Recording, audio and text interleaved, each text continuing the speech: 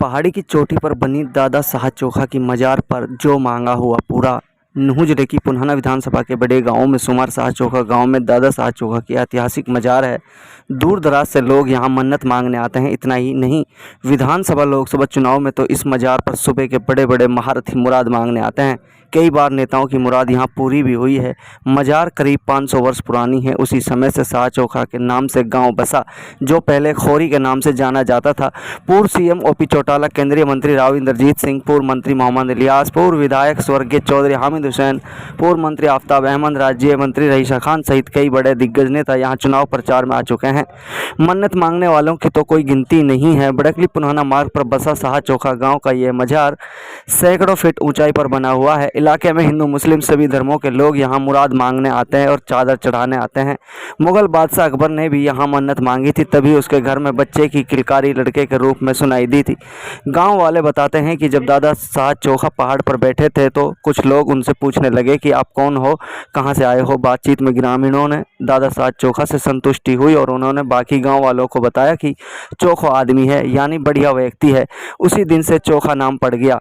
उसी की याद में यह आलीशान मजार बनाई गई। मान्यता तो यह भी है कि यह मजार एक ही रात में बनाई गई। दादा साहब चोखा का पैर आज भी पत्थर पर छपा है। उसी से लगता है कि दादा साहब चोखा विशाल कद काठी के व्यक्ति थे। उनके 11 पुत्र थे जिन्होंने गांव साहब चोखा बसाया था। बुजुर्ग बताते हैं कि सऊदी अरब से दादा साहब चोखा दिल्ली आए थे और बाद में वे अमन शांति का पैगाम लेकर खोरी साहब चोखा गाँव में आए थे।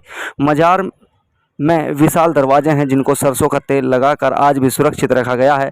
तख्त, दरवाजे, खिड़कियां सब ठीक स्थिति में हैं। आजकल इस मजार पर इस्लामिक मदरसा चलता है जिसमें करीब 210 बच्चे शिक्षा ग्रहण कर रहे हैं। भले ही आज हाईटेक ज़माना हो, गरीब के घर में भी बिजली की रोशनी हो, लेकिन मजार में कब्र पास हमेशा से सरसों के तेल का दिया जलाया जाता है। रोशनी से इस मजार को दूर रखा गया है। मदरसा के मौलाना जाकिर हुसैन दादा साहब चोखा के मजार की देखरेख करते हैं। ग्रामीणों ने बताया कि बुजुर्ग की मजार की देखरेख में कोई कोताही नहीं करते। शुरुआत में पहाड़ के ऊपर यह मजार बनी थी। उस समय मजार पर जाने के लिए रास्ते की अच्छी व्यवस्था नहीं थी, लेकिन कुछ साल पहले तत्कालीन सरकार के सहयोग से रास्ता मजार तक बना दिया गया ताकि लोगों को दीदार करने के समय ज़्यादा मशक्क़त नहीं करनी पड़े। मजार पर आरामगाह बनी हुई है। ऊंचाई से न केवल गांव बल्कि कई कई किलोमीटर तक सब कुछ दिखाई देता है। बल्कि ख़ास तौर गर्मियों में यहाँ ठंडी हवा लगती है। यही कारण है कि बिजली नहीं होने पर भी यहाँ गर्मी का एहसास नहीं होता। मजार पर मदरसा में बिजली पानी तक की पुख्ता व्यवस्था कराई हुई है। इतिहास में तो दादा साहब चोखा का नाम आगरा, दिल्ली, अजमेर की कई नामी दरगाहों से भी जोड़ा जाता है, लेकिन ग्रामीणों का पुराना इतिहास होने की वजह से खास जानकारी नहीं है। कुछ भी हो, चुनावी सीजन में इस दरगाह पर सफ़ेद पोश की भीड़ लगी रहती है। साहब चोखा गांव का बच्चा बच्चा ही नहीं, हर शख्स दादा साहब चोखा के नाम से ही पुकारता है। गांव के दोनों तरफ गुरुग्राम कैनाल और उजीना ड्रेन बहती है। हजरत शाह चोखा रहमतुल्लाह अलैह सन 1520 के बाद में शायद तशरीफ लाए यहाँ। मतलब अपने वहां जो जहां से चले हैं, दहली होते हुए, नारनौल होते हुए, इनने ये पहाड़ी पसंद करी यहाँ। ऐसा है, ये 11 साथियों के साथ में यहाँ तशरीफ लाए जी, और मेवात में यहाँ इनने आना पसंद किया है। यहाँ पहाड़ी पसंद की यहाँ, और ये अंदर गुफा के अंदर अल्लाह अल्लाह करते थे यहाँ पहाड़ में। यहाँ किला विला कुछ ना हो जी। ये इनकी है बुजुर्गों की। ये जो है अकबर बादशाह, इनके लड़का नहीं था जी कोई भी।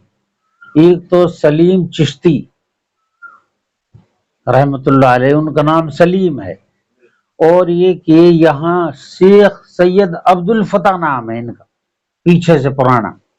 लेकिन हमारे मेवात ने के बहुत बुजुर्ग अच्छा है, बहुत अच्छा है, बहुत चोखो है, या वो जेसु यालू ये लकब शाह चोखा ने दी, यह हमारी मेवात ने दी हुई। हाँ, काफी दूर से दिखे जी, बहुत अच्छी हालत है यार, वक्त बहुत बढ़िया हालत है। नहीं, सारे ही आवे जी, हिंदू भी मुस्लिम भी सभी आते हैं एतकाद में, आज तक भी आते हैं। पहले बहुत ज्यादा आते होंगे जी हमसे पहले, लेकिन पीर जुमेरात में तो आज भी भीड़ रहे जी। हाँ, हर पीर को, हर जुमेरात को। बस अकीदत है जी हमारी मेवात की इनसे बहुत ज्यादा।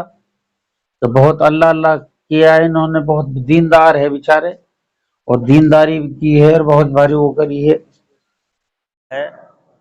दादा शाह चोखा रहमतुल्लाह अलैह के नाम से मशहूर है। वैसे उनका ओरिजिनल नाम जो है सैयद अकबर अली शाह है, और ये लगभग सन 1000 हिजरी जो इस्लामिक कैलेंडर होता है उसके हिसाब से सन 1000 हिजरी में इसकी तामीर कराई गई थी। और इसका तामीर का काम जो है मुग़ल बादशाह अकबर ने इसका तामीराती काम कराया था, क्योंकि वो उनकी अक़ीदत थी इन बुज़ुर्गों में, और वो यहाँ आते भी थे मुलाकात करने के लिए और उनकी अक़ीदत की बुनियाद पर। तो ये लगभग 400 साढ़े 400 साल अब हो गए, 1400 लगभग 45-44 हिजरी अब चल रही है, तो लगभग 400 साढ़े 400 साल पुराना ये दरगाह अब तक हो चुका है। तो ये लगभग इतना पुराना है।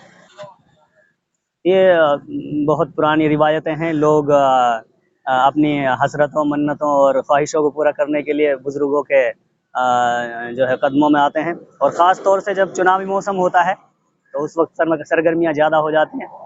तो बड़े बड़े लोग जो हैं जो चुनावों में अपना जो है हाथ आजमाते हैं, ऐसे लोग अपने चुनावी प्रचार की शुरुआत जो है यहीं से आके करते हैं, और बड़ा दम भरते हैं, बड़े बड़े वादे करते हैं, बड़ी बड़ी बातें करते हैं, और कई बार तो लोग अनाउंस भी करके जाते हैं डोनेशंस वगैरह कि भाई हम इसकी तामीर के लिए, इसकी फलाह व बहबूद के लिए कुछ करना चाहते हैं। और बड़े बड़े लोग बड़े बड़े बातें करते हैं और आते भी हैं, बहुत सारे लोग आते हैं, लेकिन जैसे ही चुनाव का मौसम निकलता है उसके बाद में मामला ठंडा पड़ जाता है, और उसकी रेख देख का काम और जो वादे होते हैं उनको सब ठंडे बस्ते में डाल दिया जाता है। ऐसा होता है अब तक।